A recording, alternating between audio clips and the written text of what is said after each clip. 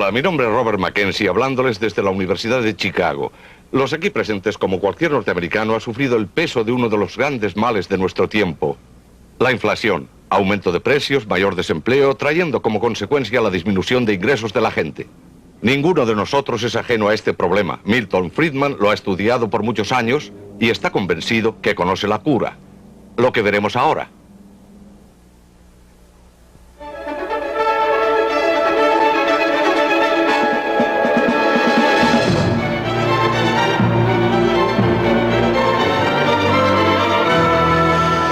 Libre para elegir.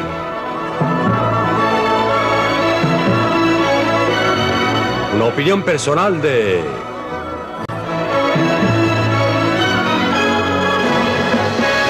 Milton Friedman. ¿Cómo curar la inflación?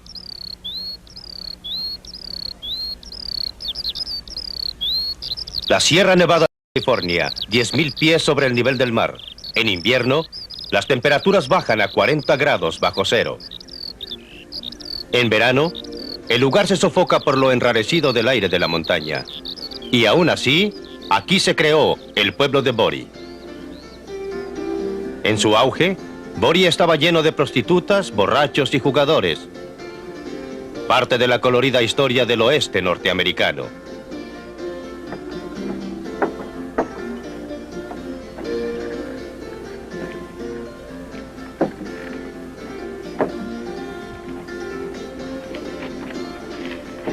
Hace un siglo, este era un pueblo de 10.000 habitantes.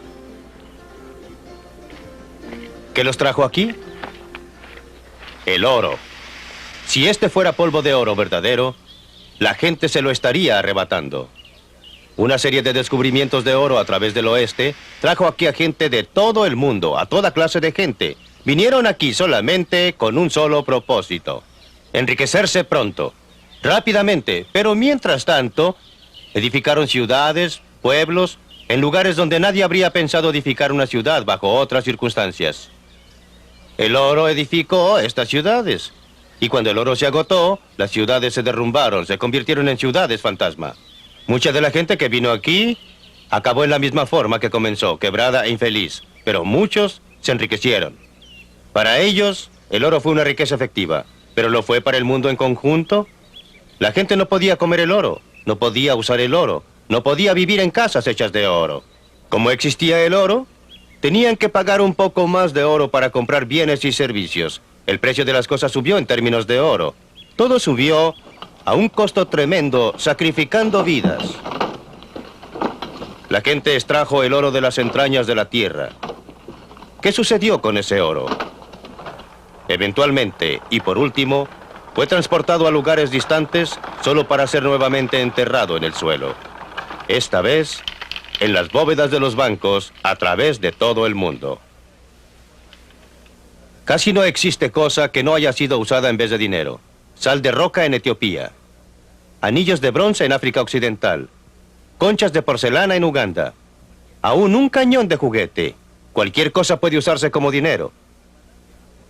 Dinero de cocodrilo en Malasia. Absurdo, ¿no es verdad? La minoría de la población que aún fuma puede reconocer estas plantas como la materia prima para la fabricación de sus cigarrillos. Pero en los primeros días de las colonias, mucho antes de que se establecieran los Estados Unidos, esto era dinero. Era el dinero ordinario en Virginia, Maryland y las Carolinas. Era usado para toda clase de cosas. La legislatura votó que podía usarse legalmente para pagar impuestos. Se usaba para comprar comida, ropa y viviendas. En realidad, una de las cosas más interesantes era ver a los fuertes muchachos de esa época acarrear 50 kilos de tabaco a los muelles para pagar los costos del pasaje de las hermosas señoritas que habían venido desde Inglaterra para ser sus novias. Y ya usted sabe bien cómo es el dinero. Tiene tendencias a crecer, a que se reproduzca más y más, y eso fue lo que ocurrió con este tabaco. A medida que se producía más tabaco, había más dinero, y como siempre que hay más dinero, suben los precios y la inflación. La realidad al final del proceso, los precios subieron 40 veces en términos del tabaco. Con relación al inicio del proceso, y como ocurre siempre que hay inflación, la gente reclamó. Y como siempre, la legislatura trató de hacer algo, y como siempre, con muy poco éxito. Así que prohibió a cierta clase de gente plantar tabaco. Trató de reducir la cantidad total plantada de tabaco y exigió a la gente que destruyera parte de su tabaco. Pero no resultó. Finalmente, mucha gente actuó por su cuenta y se dedicó a destruir los campos tabacaleros de otros.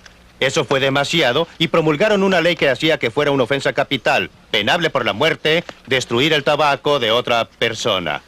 La ley de Gresham, una de las leyes económicas más antiguas, estaba bien ilustrada. Esa ley expresa que el dinero barato echa fuera el dinero caro y así sucedió con el tabaco. Cualquiera que tenía una deuda que pagar, por supuesto que trató de pagarla con el tabaco de peor calidad que tenía. Ahorró el tabaco bueno para venderlo en ultramar por moneda dura. El resultado fue que la moneda mala reemplazó a la moneda buena.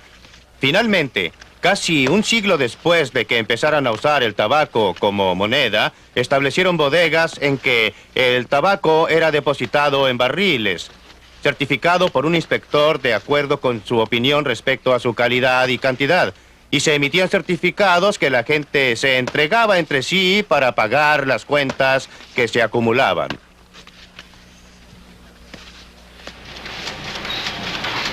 Estos pedazos de papel verde impresos son las contrapartidas actuales de aquellos certificados de tabaco, excepto que no tienen relación con ningún producto. En este programa, quiero llevarlos a Gran Bretaña para que vean cómo la inflación debilita la estructura social. Luego a Tokio, donde los japoneses tuvieron el valor de curar la inflación. A Berlín, donde hay una lección que debemos aprender de los alemanes occidentales sobre en qué forma las llamadas curas son a veces peores que la enfermedad. Y a Washington, donde nuestro gobierno hace trabajar tiempo extra a estas máquinas. Y les voy a mostrar cómo puede curarse la inflación.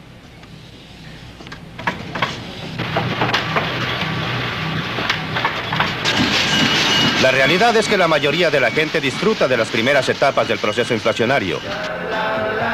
Gran Bretaña en la vibrante década de 1960. Había mucho dinero. Los negocios estaban activos, eran numerosos. Y los precios todavía no se habían disparado. Todos parecían felices al comienzo.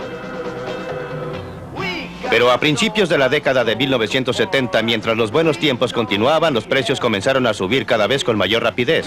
Pronto, algunas de estas personas van a perder sus empleos. La fiesta estaba a punto de terminar.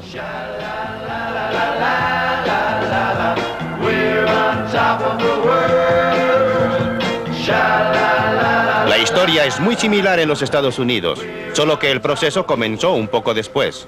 Hemos tenido un partido inflacionario después de otro y parece que no podemos evitarlo. ¿Cómo puede ser? Antes de cada elección les gustaría a nuestros representantes que pensáramos que vamos a obtener una rebaja de impuestos. Y son capaces de hacerlo. Pero al mismo tiempo subiendo nuestros impuestos con un poco de magia que tienen en su caja de herramientas. Esa magia es la inflación. Ellos reducen las tasas impositivas, pero los impuestos que tenemos que pagar suben porque automáticamente son empujados a escalas más altas por la inflación efectiva. Un truco hábil. Tributación sin representación.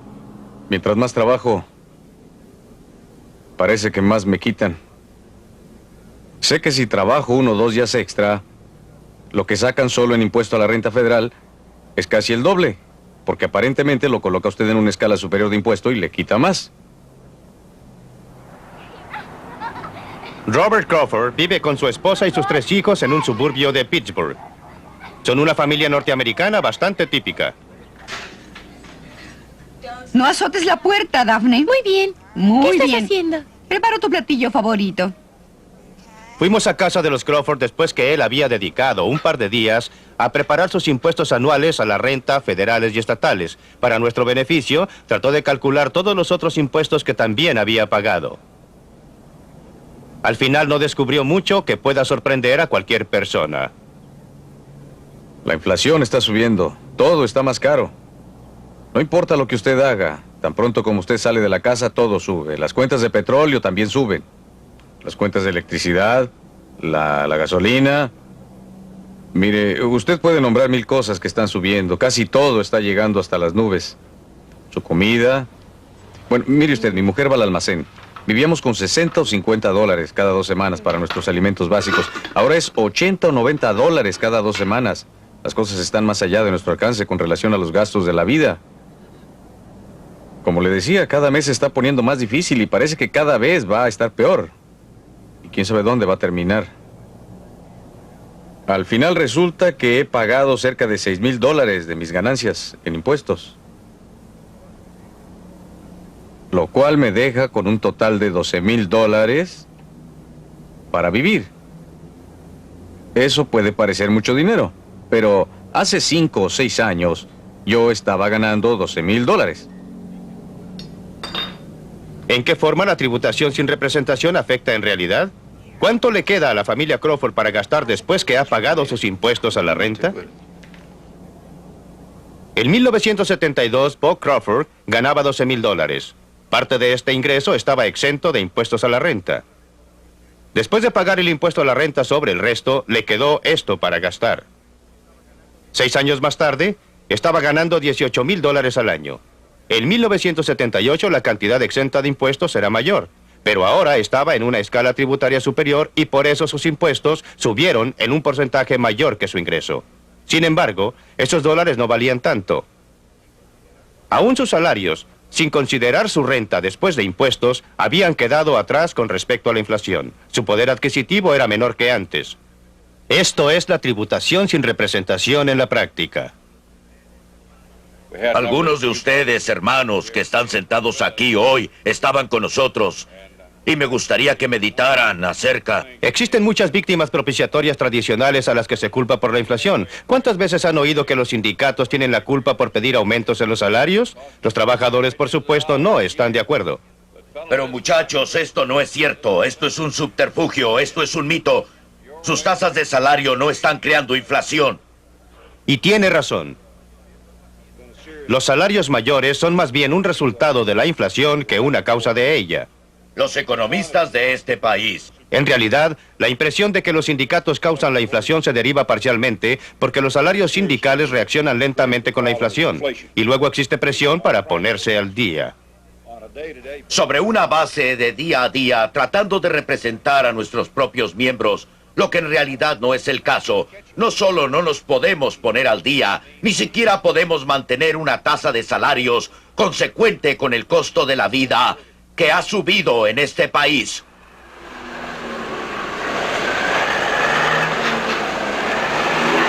Otra víctima propiciatoria de la inflación es el costo de las mercaderías que vienen del exterior. La inflación, se nos dice, es importada.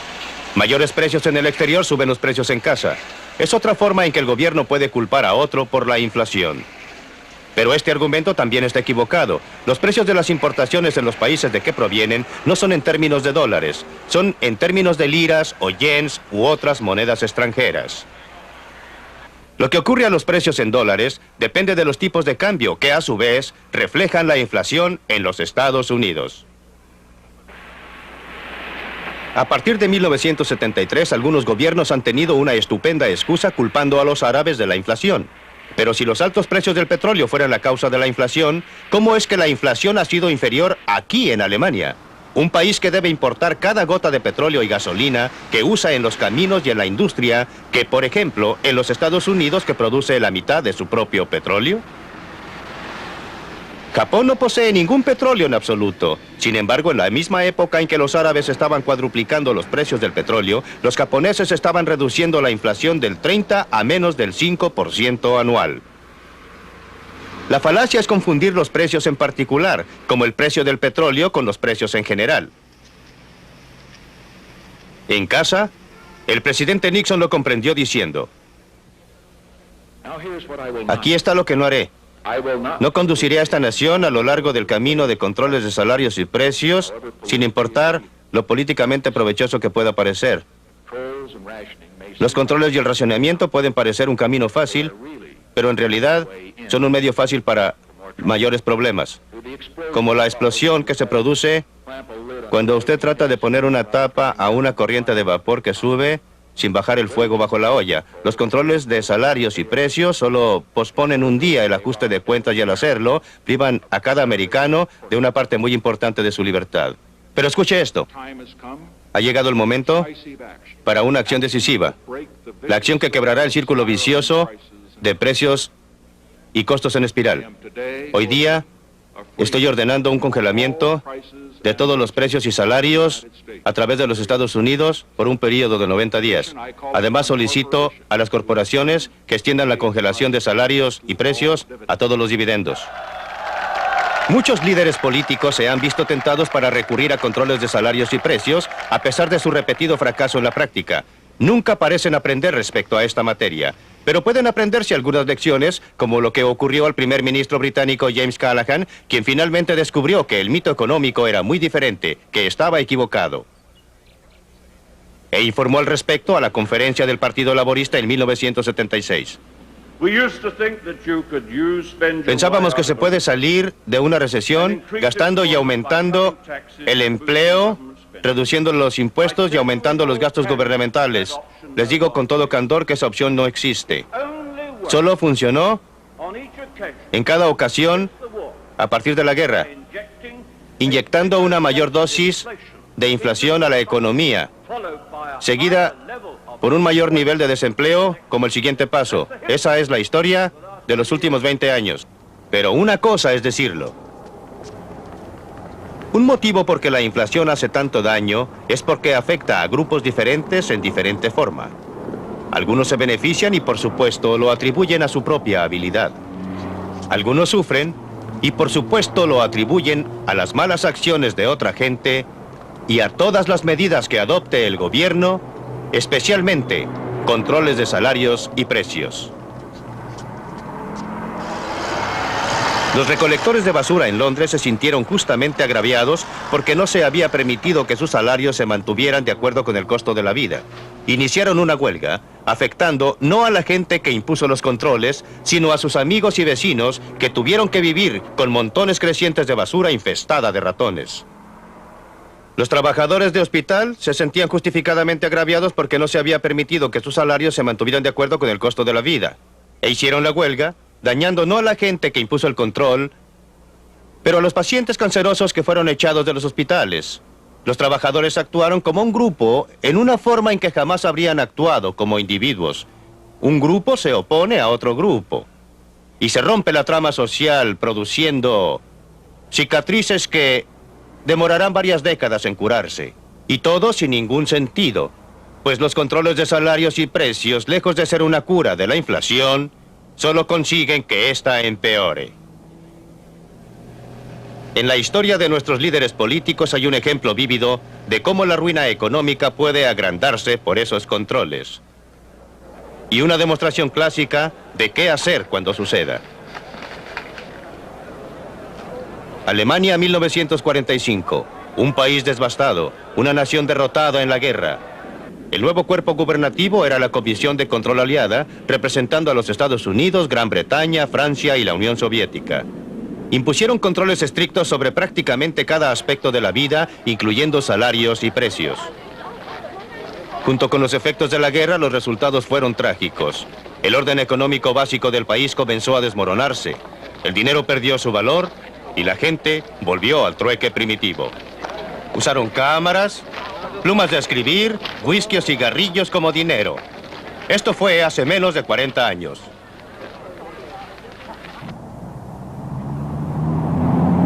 Esta es Alemania como la conocemos hoy día, transformada en un lugar donde a mucha gente le gustaría vivir.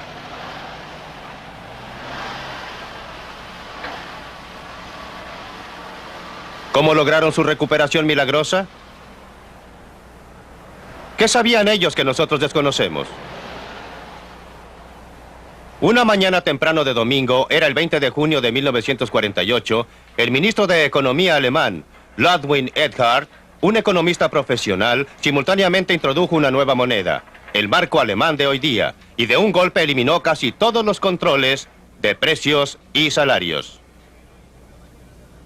¿Por qué lo hizo una mañana de domingo? No fue como usted puede suponer porque el mercado de valores estuviera cerrado ese día. Fue como le gustaba confesar, Porque las oficinas de las autoridades de ocupación norteamericanas, británicas y francesas estaban cerradas ese día. Estaba seguro que si lo hubiera hecho cuando estuvieran abiertas, habrían revocado la orden. Operó como magia. En cosa de días, las tiendas alemanas estaban llenas de mercaderías y en unos cuantos meses la economía alemana estaba operando a pleno vapor. Los economistas no se sorprendieron con los resultados. Después de todo, para eso sirve un sistema de precios. Pero para el resto del mundo, pareció como un milagro económico que un país derrotado y devastado pudiera, en solo poco más de una década, convertirse en la economía más fuerte del continente europeo.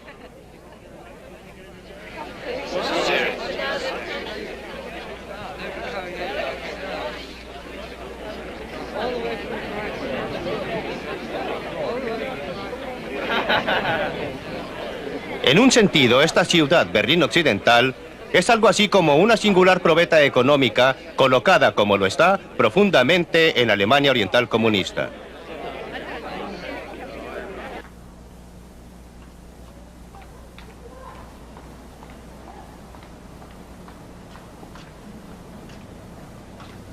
Dos sistemas económicos fundamentalmente diferentes chocan aquí en Europa, el nuestro y el de ellos, separados por filosofías políticas, definiciones de libertad y una pared de acero y concreto.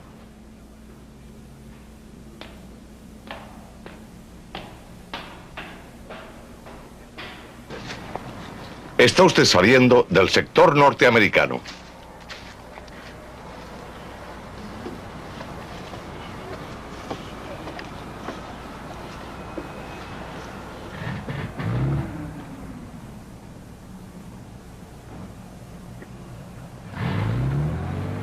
Desviándonos de la inflación, la libertad económica no está sola. Es parte de un orden más amplio. Quería mostrarles cuánta diferencia existe dejándoles ver cómo vive la gente al otro lado de ese muro de Berlín. Pero las autoridades de Alemania Oriental no lo permiten. La gente que vive del otro lado tiene la misma cultura y tiene los mismos antepasados. Son la misma gente. Pero ustedes no necesitan que yo les diga cuán diferentemente viven. Hay una explicación muy simple. El sistema político de allá no puede tolerar la libertad económica. El sistema político de acá no puede existir sin ella. Pero la libertad política no puede conservarse a menos que se mantenga frenada a la inflación. Esa es la responsabilidad del gobierno, que tiene un monopolio en lugares como este. El motivo de que tengamos inflación en los Estados Unidos o en cualquier otra parte del mundo es porque estos pedazos de papel y las entradas contables correspondientes o sus contrapartidas en otras naciones están creciendo con mayor rapidez que la cantidad de bienes y servicios producidos. La verdad es que la inflación es creada en un lugar y solo en un lugar, aquí en Washington. Este es el único lugar donde existen prensas como esta que emiten estos pedazos de papel llamados dinero. Aquí reside el poder para determinar cuán rápidamente aumentará la cantidad de dinero en circulación.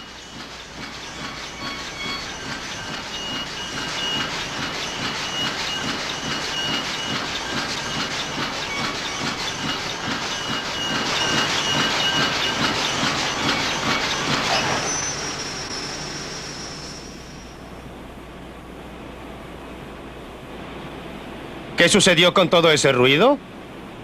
Eso es lo que ocurriría con la inflación si no dejáramos que la cantidad de dinero creciera tan rápidamente. Esta no es una idea nueva, no es una cura nueva, no es un problema nuevo, ha sucedido una y otra vez en la historia.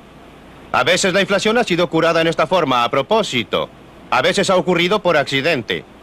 Durante la Guerra Civil, el norte, que entró tarde a la contienda, se apoderó de un lugar en el sur que era donde estaban instaladas las prensas impresoras, que era donde se emitían estos pedazos de papel. Antes de eso, el sur había tenido una inflación muy rápida. Si mi memoria no falla, algo así como un 4% mensual. La Confederación tardó un poco más de 2 semanas en encontrar un lugar donde pudiera instalar sus prensas y hacerlas funcionar nuevamente. Durante ese periodo de 2 semanas, la inflación se detuvo. Después del periodo de 2 semanas, cuando las prensas nuevamente comenzaron a funcionar, la inflación recomenzó. Es tan simple como eso. Es tan obvio como eso. Más recientemente existe otro ejemplo dramático del único modo eficaz para tratar a la inflación. En 1973, las amas de casa japonesas que iban al mercado se enfrentaban con un hecho desagradable. El dinero en sus carteras parecía estar perdiendo su valor. Los precios estaban comenzando a elevarse a medida que la tremenda historia de la inflación nuevamente comenzaba a desarrollarse. El gobierno japonés sabía qué hacer. Lo que es más, estaba preparado para hacerlo. Cuando todo terminó, los economistas pudieron registrar con toda precisión lo que había ocurrido. En 1971, la cantidad de dinero comenzó a crecer con mayor rapidez. Como siempre sucede, la inflación no fue afectada por un tiempo, pero a fines de 1972 comenzó a responder. A principios de 1973 el gobierno reaccionó. Comenzó a reducir el crecimiento monetario, pero la inflación continuó creciendo durante un tiempo. La reacción diferida hizo que 1973 fuera un año de recesión muy duro. La inflación solo se detuvo cuando el gobierno demostró su determinación de mantener controlado el crecimiento monetario. Demoró 5 años para extraer a la inflación del sistema. El Japón había logrado una estabilidad relativa. Desgraciadamente, no hay manera de evitar el difícil camino que debieron seguir los japoneses antes de lograr tanto una inflación baja como una sana economía. Primero tuvieron que vivir una recesión hasta que un lento crecimiento monetario tuvo su efecto diferido sobre la inflación. La inflación es igual al alcoholismo. En ambos casos, cuando usted comienza a beber o cuando usted comienza a imprimir demasiado dinero, los efectos buenos vienen primero y los efectos malos llegan más tarde. Por eso en ambos casos existe una fuerte tentación a exagerarlo, beber demasiado e imprimir demasiado dinero. Cuando llega la cura es todo lo contrario. Cuando usted deja de beber o cuando usted deja de imprimir dinero, los malos efectos llegan primero y los buenos efectos llegan más tarde. Por eso es tan difícil persistir con la cura. En los Estados Unidos, 4 veces en los 20 años posteriores a 1957 iniciamos la cura. Pero en cada ocasión no tuvimos voluntad para continuarla. Como resultado, hemos tenido solo los malos efectos y ninguno de los buenos efectos. El Japón, por otra parte, adhiriendo una política de retardar las prensas impresoras durante 5 años, fue en 1978 capaz de cosechar todos los beneficios, baja inflación y una recuperación en la economía. Pero no existe nada especial respecto al Japón. Cada país que tenga el valor de persistir en una política de crecimiento monetario lento ha sido capaz de curar la inflación y al mismo tiempo de lograr una economía que sea sana. Libre para elegir. Aquí, en la Biblioteca Harper de la Universidad de Chicago, nuestras distinguidas visitas también tienen sus propias ideas. Unámonos a ellos. Si usted puede controlar el suministro de dinero, ciertamente puede reducir y controlar la tasa de inflación. Yo diría que es un poco más fácil escribir la receta que cumplirla. Creo que existen algunos otros medios de hacerlo y relacionaría el abastecimiento de dinero porque la inflación está relacionada con el dinero y los bienes y servicios que debe cubrir el dinero. Y si usted puede estimular los bienes en la producción de bienes y servicios, eso ayuda. Es un poco más difícil controlar el abastecimiento de dinero, aunque yo creo que eso puede lograrse. Sin decir que usted debe controlarlo porque tenemos el crecimiento de las tarjetas de crédito, que es una forma de dinero y que fue creada por el sistema de libre empresa. Como ve, no todo se imprime en Washington. Puede parecer demasiado a la defensiva. Creo que usted tiene razón al decir que la base de la inflación está en Washington, Milton. Señor Martin, nadie ha soportado más ataques que usted en 17 años como jefe del Banco de Reserva. ¿Podría comentarlo para luego seguir con el grupo? Querrá decir 19 años. No estaría aquí si no fuera por Milton Friedman, porque él nos visitaba y nos aconsejaba de tiempo en tiempo. ¿Nunca siguió mis consejos? Les advierto que va a ser entrevista más adelante. Estoy bastante contento de no haber seguido sus consejos. Todo el tiempo. En sus 19 años como presidente del Banco de la Reserva Federal, Bill, el crecimiento promedio en el abastecimiento de dinero fue del 3,1% anual. La tasa de inflación fue del 2,2%. Después que usted se fue, el abastecimiento de dinero se ha duplicado. La tasa promedio de inflación es superior al 7% y, por supuesto, en tiempos recientes, el abastecimiento de dinero ha estado creciendo en 2 dígitos, lo mismo que nuestra tasa de inflación. En primer lugar, quiero confirmar 2 hechos que destacaron notoriamente en la película del profesor Friedman, es decir, que la base del buen éxito relativo de Alemania Occidental fueron en realidad 2 eventos. Uno, el establecimiento de una moneda nueva y sólida que tratamos de mantener sana a continuación. Y en segundo lugar, el salto de la noche a la mañana a una economía de mercado libre sin ningún control de precios y salarios. Esos son los 2 hechos fundamentales. Hemos tratado de conservar la estabilidad monetaria simplemente tratando de seguir esta receta del profesor Friedman, es decir, la disciplina monetaria, manteniendo el crecimiento monetario relativamente moderado. Sin embargo, debo decirles que no es tan fácil como parece. En realidad, los gobiernos deben tener valor para mantenerse en esa dirección. Nadie discute la posibilidad de que un crecimiento excesivo del abastecimiento de dinero es un elemento esencial del proceso inflacionario y que es el real problema. No sé qué hacer sino tener el valor y la voluntad de hacerlo, y quiero comenzar, si me lo permiten, con esa materia porque creo que es lo que debemos explorar. Porque no hemos tenido el valor y no lo tenemos, y bajo qué circunstancias lo tendremos. Quiero comenzar con Bill Martin porque su experiencia es sumamente interesante. Sus 19 años están divididos en diferentes periodos. En el primer periodo, ese promedio que mencionó antes Beryl Sprinkle, y que correspondió a 2 periodos muy diferentes. Un primer periodo de crecimiento lento e inflación lenta, y un periodo subsiguiente de lo que en ese momento fue considerada como inflación rastrera, y ahora estaríamos encantados de volver a él. La gente no recuerda que en la época en que el señor Nixon introdujo controles de precios y salarios en 1971 para controlar una inflación atroz, la tasa de inflación era solo de un 4,5% anual. Hoy lo consideraríamos un gran logro, pero la última parte del periodo en que usted fue presidente fue un periodo en que la tasa de inflación comenzó a crecer y la tasa del crecimiento del dinero también estaba creciendo. Pues bien, refiriéndome a su periodo, usted fue elocuente en sus declaraciones al público, a la prensa y a todos sobre los males de la inflación y sobre la determinación del Banco de la Reserva Federal de no ser el arquitecto de la inflación. Su sucesor, Arthur Burns, fue igualmente elocuente. Hizo exactamente la misma clase de declaraciones con la misma efectividad y una y otra vez repitió que el Banco de Reserva Federal no sería el arquitecto de la inflación. Su sucesor, el señor G. William Miller, hizo los mismos discursos y las mismas declaraciones y las mismas protestas. Su sucesor, Paul Volcker, está haciendo las mismas declaraciones. Ahora yo le pregunto, ¿por qué ha existido una diferencia tan notoria entre las excelentes declaraciones de todos los presidentes del Banco de la Reserva Federal? Por eso no me refiero a usted. Desgraciadamente para el país, usted tiene muchos acompañantes. ¿Por qué ha existido una diferencia tan grande entre los excelentes pronunciamientos por una parte y lo que yo considero una ejecución muy pobre de la otra? Porque la política monetaria no es el único elemento. La política fiscal es igualmente importante. ¿Usted le está echando la culpa a la tesorería, señor Martin? ¿Sí? ¿Al Congreso? Ya Sí, hablará claro el señor que sí, Brown, no desde se luego que preocupe. La relación de la política fiscal con la política monetaria es una de las cosas más importantes. Aclárenos, cuando usted dice política fiscal, ¿en qué la distingue de política monetaria? Tributación. Sí. Los ingresos crecientes. ¿Y los gastos? Y los gastos. ¿Y los sí. déficits? Los déficits, sí, exacto.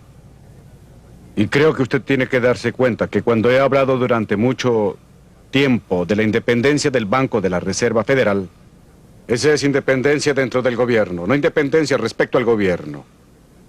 Y he trabajado consecuentemente con la tesorería para tratar de que el gobierno esté financiado.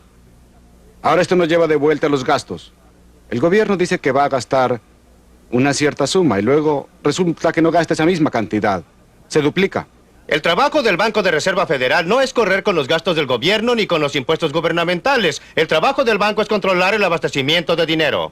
Y francamente creo, y como usted sabe, siempre he creído que esas son disculpas y no razones para la ejecución de... Bien, en esto usted y yo estamos en desacuerdo porque creo que seríamos irresponsables si no tomáramos en cuenta las necesidades y lo que el gobierno está diciendo y haciendo. Creo que si actuáramos independientemente y responsablemente, lo digo porque estuve en la tesorería antes de llegar al banco. Sí, lo sé. De la Reserva Federal y conozco la otra cara del cuadro, creo que seríamos condenados.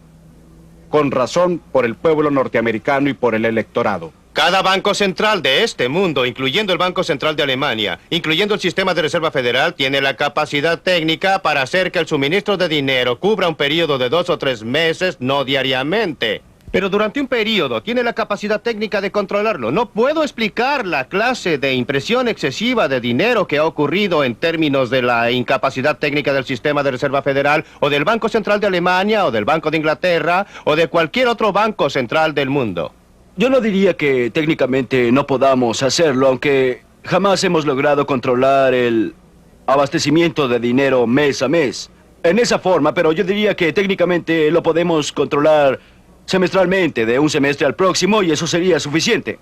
¿Sería suficiente? Para controlar la inflación, Soy un científico económico y estoy tratando de observar fenómenos, y observo que cada presidente del Banco de la Reserva Federal dice una cosa y hace otra. No quiero decir él, sino el sistema. Sí, cuán diferente es la situación en Alemania. Hemos oído este problema de que los gobiernos se comprometen a gastar y el Banco de Reserva Federal en una forma u otra se adapta a ello. Ahora, ¿cuál es su posición en este problema? Somos muy independientes del gobierno con relación a él, pero por otra parte, somos sus consejeros. También respecto a los déficits presupuestarios, y no se presentarían fácilmente al Parlamento con un déficit en su presupuesto que sea abiertamente criticado y desaprobado por el Banco Central. ¿Por qué? Porque existe una tradición en nuestro país que podemos criticar públicamente al gobierno a este respecto. Y en segundo lugar, y también ha ocurrido en nuestro caso, si el gobierno va más allá de lo que es tolerable considerando el equilibrio total, debemos dejar que se refleje en el mercado de capitales para poder decir que han hecho subir las tasas de interés, lo que ha producido críticas del público, y eso ha tenido algún efecto en su actitud. Creo que el doctor Eminger ha probado un punto muy importante, porque no existe en absoluto una relación entre los déficits gubernamentales y lo que ocurre al abastecimiento de dinero.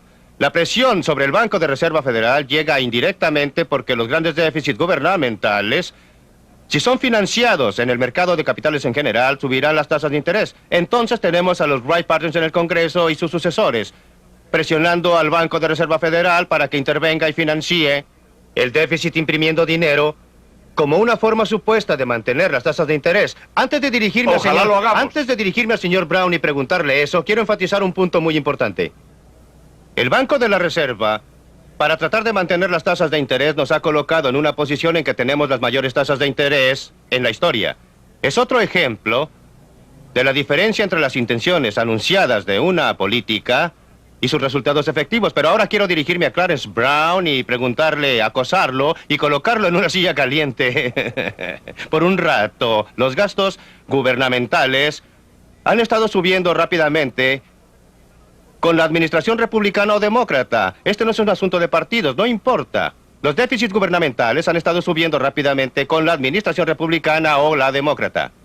¿Por qué tenemos aquí nuevamente una diferencia entre los pronunciamientos y la ejecución? No existe ningún diputado ni ningún senador quien diga estoy a favor de la inflación. No existe ninguno que diga estoy a favor de grandes déficits. Todos dirán que quieren equilibrar el presupuesto y restringir los gastos, que quieren un gobierno económico. ¿Cómo explica la diferencia entre ejecución y charlas de parte del Congreso?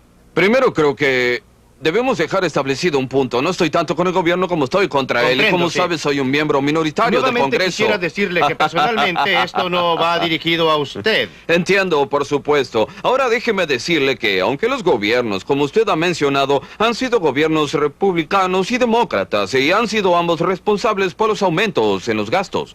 Y por lo menos en términos de sus recomendaciones, es el Congreso y solo el Congreso quien asigna los fondos y determina los impuestos. El presidente no tiene autoridad para hacerlo y por eso debemos hacer responsable de todo al Congreso.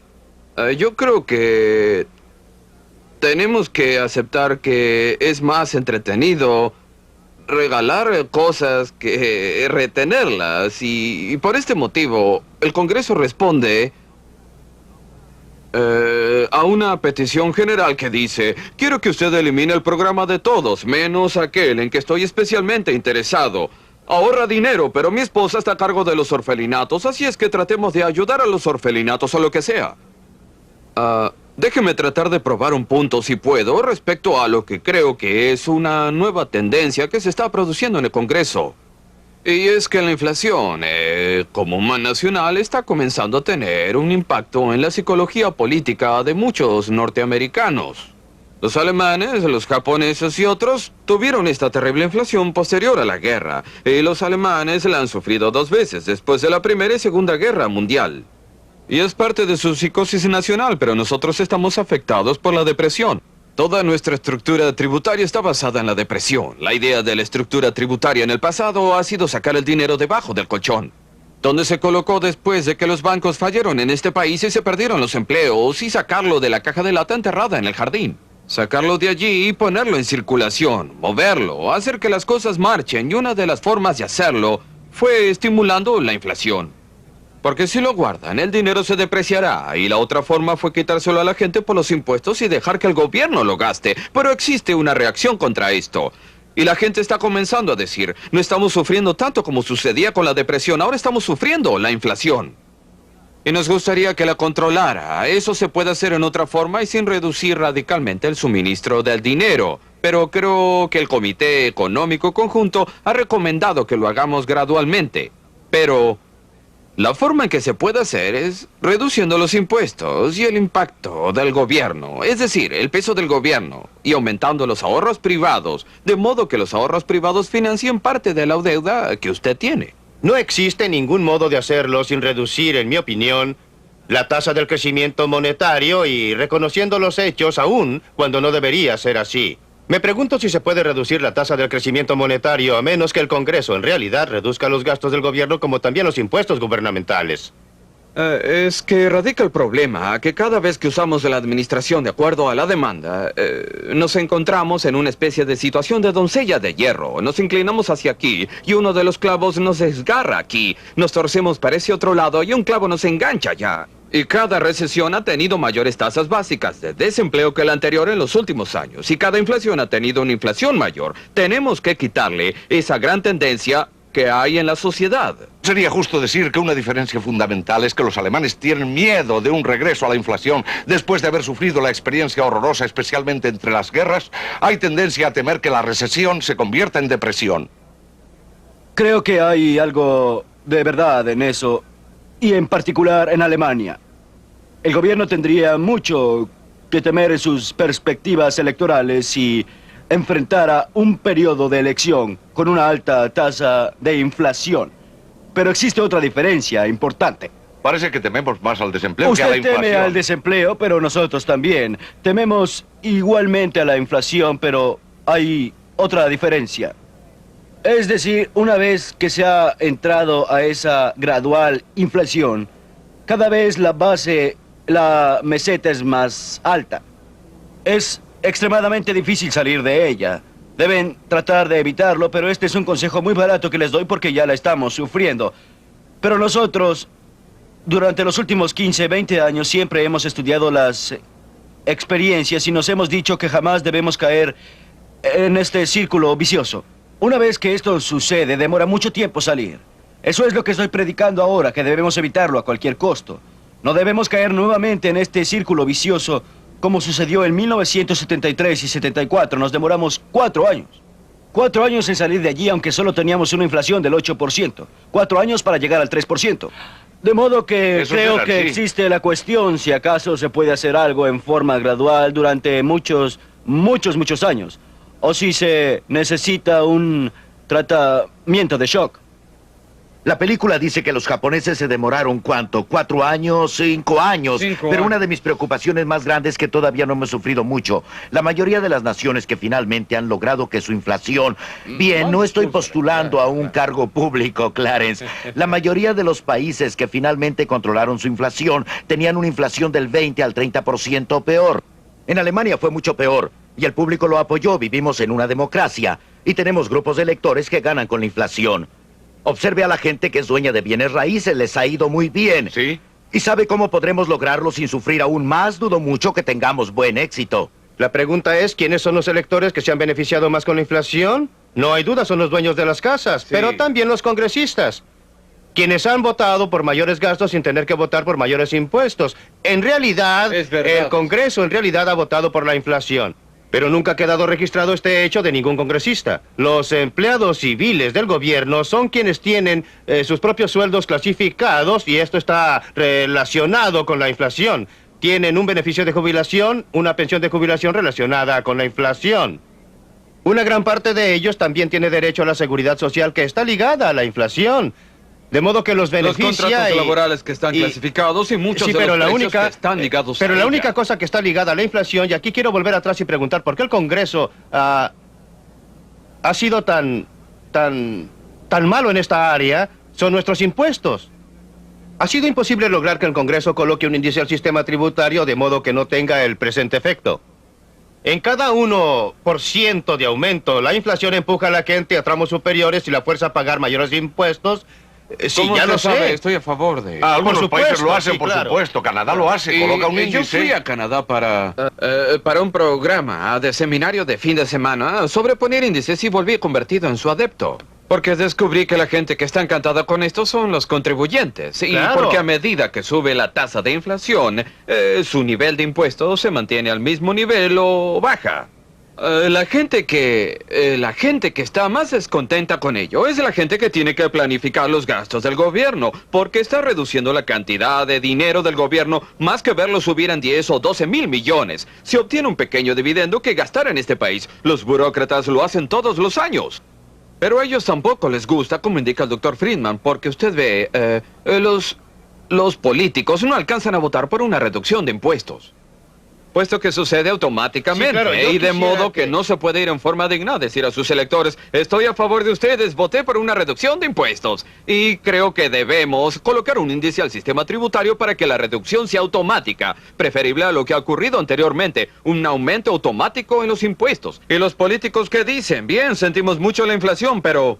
Tiene razón, pero quiero probar un punto diferente. Estoy sentado aquí y los critico a ustedes como funcionarios gubernamentales. Pero comprendo muy bien que los verdaderos culpables no son los políticos y no son los banqueros de los bancos centrales, sino que soy yo y mis conciudadanos. Siempre digo cuando hablo de esto, si quiere saber quién es el responsable de la inflación, mírese en un espejo. No es por la forma en que usted gasta su dinero. La inflación no se produce porque existan consumidores que sean derrochadores. Eso siempre han existido. No se produce porque tengamos hombres de negocios que sean codiciosos. Siempre los ha habido. La inflación se produce porque nosotros, como ciudadanos, hemos estado pidiéndoles a ustedes como políticos que ejecuten una tarea imposible. Les hemos pedido que gasten el dinero de otros en nosotros, pero que no gasten nuestro dinero en otras personas. No querrá que nosotros reduzcamos esos dólares para la educación, ¿eh? Por consiguiente, no es así, no. Ya tuvimos un programa al respecto. Y no existe ningún observador de estos programas que tenga dudas con relación a mi posición en eso. Pero el público lo ignora. Y así llegamos a la voluntad política que el doctor Eminger discutió tan correctamente, y es que todos hablan contra la inflación. Pero lo que él quiere decir es que quiere que suban los precios de las cosas que vende y bajen los precios de las cosas que compra. Pero tarde o temprano llegaremos al punto en que sea políticamente conveniente terminar con la inflación. Este es el punto que creo que usted estaba aprobando. La idea básica. ¿Cuál cree usted que tenga que ser la tasa de inflación? Y juzgada por la experiencia de otras naciones, antes de que estemos en esa posición, ¿cuándo cree usted que eso pasará? Bien. La evidencia nos dice que tiene que ser superior al 20%. Ahora bien, usted puede creer que debemos aprender de Aparentemente otros, nadie puede aprender de la historia. pero actualmente vamos hacia una inflación más alta. Usted lo dijo antes, si quiere ver quién causa la inflación, mírese al espejo. Correcto. Ahora, para todos los que observan y participan en esto, debe existir alguna moral. Dígame usted, ¿cuál debe ser el cambio de actitud del hombre al espejo que usted está viendo antes que podamos implantar efectivamente una política dura que requiera valentía? Creo que el hombre del espejo ha llegado a reconocer que la inflación es la enfermedad más destructiva conocida por la sociedad moderna. Nada destruirá más cabal y plenamente a una sociedad que dejar que la inflación prevalezca. Debe llegarse a reconocer que no se tiene mucho de dónde elegir. No hay respuestas fáciles. Una vez que llegamos a esta situación en que la economía está enferma con esta enfermedad insidiosa, no existirá ninguna droga milagrosa que le permita curarse mañana. Las únicas alternativas son: debo sufrir un periodo durante 4 o 5 años de desempleo relativamente alto, crecimiento relativamente bajo, o trato de rechazarlo, sacando un poco más del pelo del perro que me mordió y evadirlo a costa de un desempleo aún mayor, como dijo Clarence Brown antes.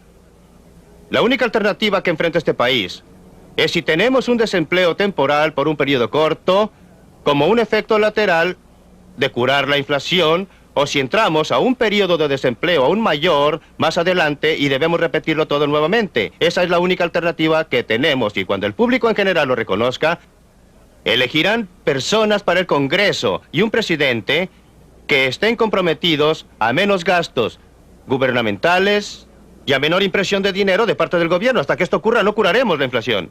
Doctor,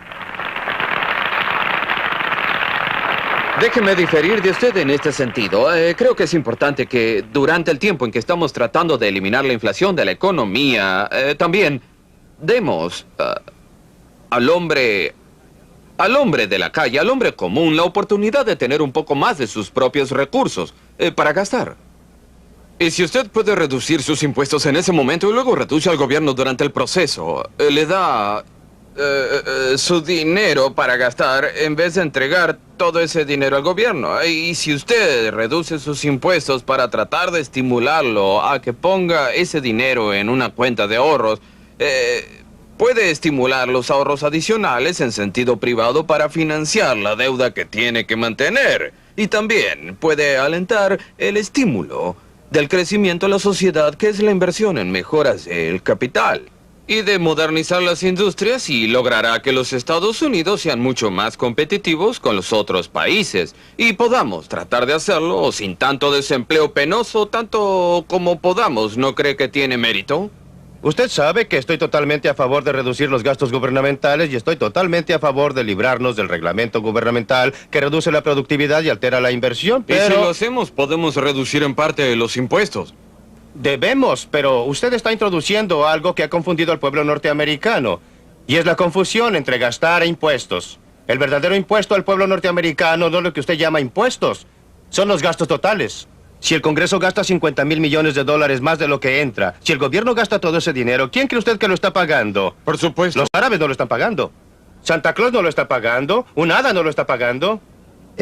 Usted y yo, como contribuyentes, lo estamos pagando indirectamente a través de la tributación oculta. Su punto de vista. Y por eso el punto crucial es reducir los gastos totales del gobierno desde el punto de vista de la inflación, desde el punto de vista de la productividad. Algunas de las otras medidas de que usted estaba hablando son mucho más importantes. Pero si usted afirma que la inflación y los impuestos son parte integrantes de la misma cosa, y si usted reduce los gastos... No son parte integrante. Si usted reduce los gastos, le quita dinero en una u otra forma al ciudadano promedio para financiar el crecimiento del gobierno. Así si es. reduce el tamaño del gobierno, entonces puede reducir tanto su inflación como sus impuestos. Es verdad. Y si usted... Totalmente a favor. Muy bien. Todo pero lo que si estoy usted, diciendo es que no se engañe creyendo que existe algún modo menos doloroso de hacerlo, porque no existe. Otra forma es la productividad. Si usted aumenta la producción, el impacto de la inflación es menor, porque hay más bienes buscando... De acuerdo, pero hay que tener sentido de las proporciones. Desde el punto de vista de la renta del pueblo norteamericano, nada es más importante que aumentar la productividad, pero desde el punto de vista de la inflación, no es igual. Sería un milagro si pudiéramos aumentar nuestra productividad de 3 a 5% anualmente. Sí, eso no sucederá de la mañana a la noche, pero es parte de eliminar la inflación a largo plazo. Solo existe una forma de aliviar, en mi opinión, solo existe una forma de aliviar los dolores y curar la inflación. Y esa forma no está disponible. Consiste en hacer creer al público norteamericano que en realidad van a seguir la política que dicen que van a seguir. Desgraciadamente, no veo ningún modo de lograrlo. Ese es exactamente el punto que quiero ilustrar con nuestra propia experiencia.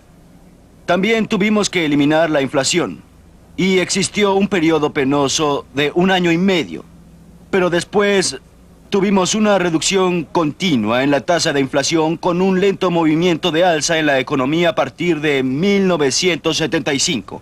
Año con año, la inflación disminuyó y tuvimos una tasa de crecimiento moderado que nos ha llevado a un pleno empleo. Eso es. De modo que se puede acortar este periodo solo con esta credibilidad y también por un consenso que debe tener con los sindicatos comerciales, con toda la población, que reconozcan esa política y también participen en ella. Entonces los dolores serán menores. Usted ve que en nuestro caso las expectativas son que la inflación va a empeorar porque siempre ha sucedido así. Esto significa que debemos desanimar esas expectativas en una forma muy dolorosa. Y es probable que no se demore más, por lo menos la primera vez. Pero nuestro problema real no ha sido que no hemos tratado. Hemos tratado y hemos bajado la inflación. Nuestro problema real es que no continuáramos. Y entonces hay que hacerlo Bien, todo yo de creo- nuevo. Aceptaría que la psicología tiene un papel muy grande, quizá el mayor. Pero creo en realidad que si los ahorros privados son estimulados por su sistema tributario, en vez de ser desalentados por el mismo, y se puede financiar parte de la deuda pública con ahorros privados en vez de contar con la inflación. Y el resultado será aliviar, hasta cierto punto, el dolor de ese gran desempleo que usted parece sugerir que es la única forma de poder tratar el problema. La charla está bien, pero el problema es que es usada para evadir el punto clave. ¿Cómo convencer al público que en realidad va a mantener una política? Lo hemos intentado 4 veces y 4 veces nos hemos detenido antes de terminar la carrera. Doctor Friedman. Hasta aquí esta noche. Y no se pierdan el último programa de esta serie la próxima semana. Desde la Biblioteca Harper, adiós.